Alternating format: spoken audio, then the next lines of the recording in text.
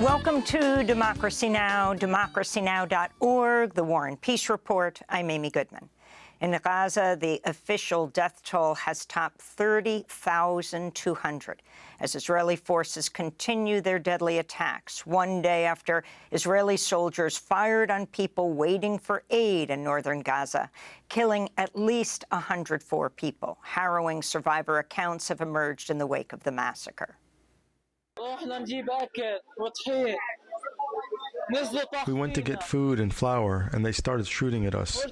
Then we threw ourselves into the streets, and no one looked for us. Eventually, people brought us here. There are martyrs lying around, and no one is looking for them. If aid is to come to us in this way, we do not want it. We do not want to live on the blood of our children. If our children will die and be harmed in exchange for aid, we do not want aid. Gaza's health ministry announced today at least another 4 children have died of starvation and dehydration in northern Gaza. On Capitol Hill, California Congressmember Ro Khanna grilled Defense Secretary Lloyd Austin over ongoing U.S. support for Israel in light of Thursday's massacre of Gazans waiting for food aid. If Israel again ever stops American-paid aid from getting into Gaza, will you commit to not sending future arms cells?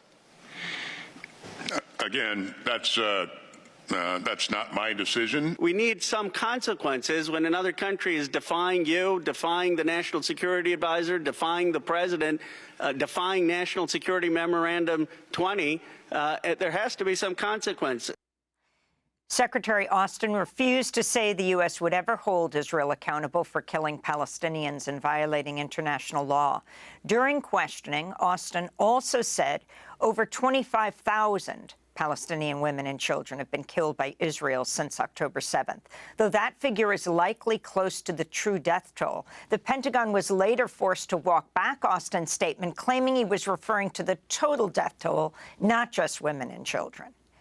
In labor news, Washington State's largest union, United Food and Commercial Workers, endorsed a primary vote for uncommitted rather than President Biden in the March 12th primary, citing a need to, quote, end U.S. funding toward this reckless war, unquote. Yemen's Houthi movement warned it's planning surprise military operations in the Red Sea against Israeli, U.S., and other targets over the assault on Gaza. Meanwhile, Lebanon's caretaker prime minister, Najib Mikati, said a ceasefire in Gaza would trigger negotiations to halt fighting between Hezbollah and Israeli forces. We are saying, God willing, if we are able to reach a cessation of military activities in Gaza, then I believe that we will have ahead of us weeks packed with negotiations so that we can reach what I have always called long-term stability in the south of Lebanon. In New Jersey, residents of Teaneck say they'll organize public protests if the Keter Torah synagogue goes ahead with a plan to host a March 10th real estate event selling housing units in illegal West Bank settlements. This is local activist Rich Siegel. If we allow this sale to go through, we are enabling a local synagogue to violate both domestic anti-discrimination laws and international law. Now, there's other reasons we shouldn't allow it, okay? There's a genocide going on right now. In Texas, President Biden and former President Trump traveled to the U.S.-Mexico border Thursday in competing trips to tout ever harsher immigration policies. Trump visited Eagle Pass with Republican Texas Governor Greg Abbott, while Biden spoke from Brownsville, where he appealed to Trump to work together to lobby Congress on a border deal. Here's what I would say to Mr. Trump. Instead of playing politics with this issue, instead of telling members of Congress to block this legislation, join me, or I'll join you in telling the Congress to pass this bipartisan border security bill. We can do it together. You know and I know it's the toughest, most efficient, most effective border security bill this country has ever seen. Their visit came on the same day a federal judge temporarily blocked a sweeping new Texas law that would have allowed police to arrest anyone suspected of entering the United States without authorization. SB 4 had been set to go into effect next week. The Inter-American Commission on Human Rights held a special hearing Thursday on climate change-fueled displacement. It's part of an effort to have the organization formally recognize forced migration due to the climate crisis and establish legal protections for climate refugees and internally displaced people. Eugenio Abelto Ramirez from Honduras is a survivor of last year's deadly fire at a migrant jail in Ciudad Juarez, Mexico, which killed 43 people. He was trying to make his way to the U.S. after he lost his livelihood when the shrimp farm where he worked was destroyed due to rising sea levels. This is part of his testimony, voiced over by an interpreter. And let us not be looked at askance, saying, oh, God, here come some more immigrants. Block the border. We have human rights. We simply are hoping for the chance of a better life. That's all we want. And I can only hope, pray God, that the governments would get together and understand the situation and somehow find some decent, some humane way to address the problem. In the Texas Panhandle, at least 2 people have been killed as the Smokehouse Creek fire continues to rage. On Thursday, it merged with another wildfire, becoming the largest ever fire in Texas history and the second largest in U.S. history as it spreads into Oklahoma. The flames have engulfed over 1 million acres, razing entire neighborhoods to the ground. It's just 5% contained. The climate crisis is making wildfires more frequent and more devastating. Greenpeace said, quote, as the largest oil driller and producer in the United States, oil companies in Texas are literally fueling the flames on their doorstep.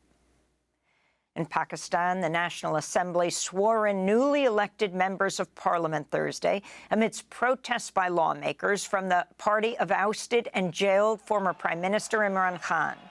Khan's supporters got up and shouted, vote thief, as Shehbaz Sharif entered the chamber with his brother Nawaz Sharif. Both men are also former prime ministers. Shehbaz Sharif is expected to form a new government after none of the major parties won a majority of parliamentary seats in February's election. Supporters of Imran Khan have accused the military of election tampering. Here in the United States, over 30 Congress members sent an open letter to President Biden asking him to withhold U.S. recognition of the new Pakistani government until a, quote, thorough, transparent, and credible investigation of election interference has been conducted. In Iran, polls have opened in the first election since an anti-government uprising rocked the country in 2022 following the death of Mahsa Amini while in police custody. Voters are casting ballots for 290 parliamentary seats and 88 seats on the Assembly of Experts, which appoints the supreme leader of Iran. But turnout is expected to be low amidst calls for a boycott and voter disenfranchisement. Jack Teixeira, a member of the Massachusetts Air National Guard, is expected to change his plea to guilty to charges of leaking a series of highly classified Pentagon intelligence documents to a group of gamers on the messaging app Discord. He was indicted last year under the Espionage Act and has been jailed since April 2023.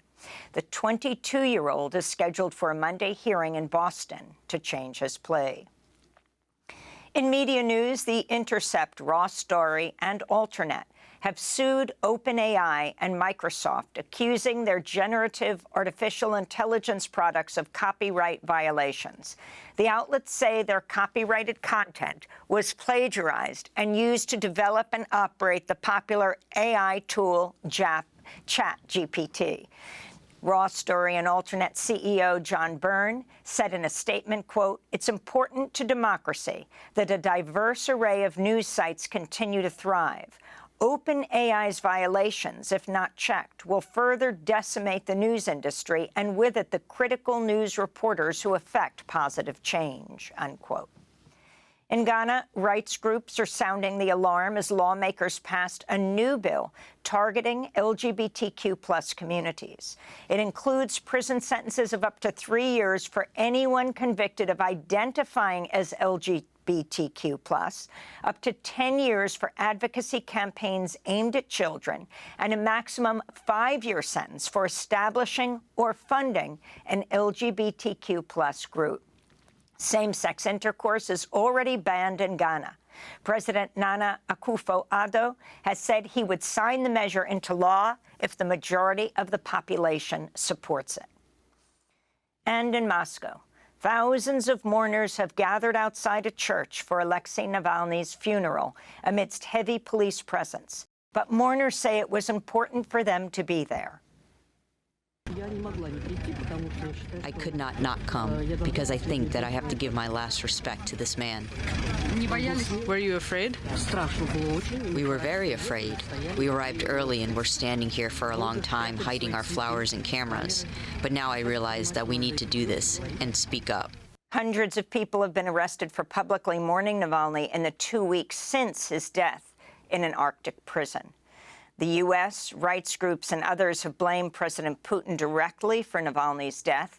Among those spotted at the funeral were recently Kremlin-disqualified anti-war Russian presidential candidate Boris Nadezhdin and prominent Putin critic, former mayor of Yekaterinburg, Yevgeny Roizman, as well as U.S., French, and German diplomats. And those are some of the headlines. This is Democracy Now!, democracynow.org, The War and Peace Report. I'm Amy Goodman.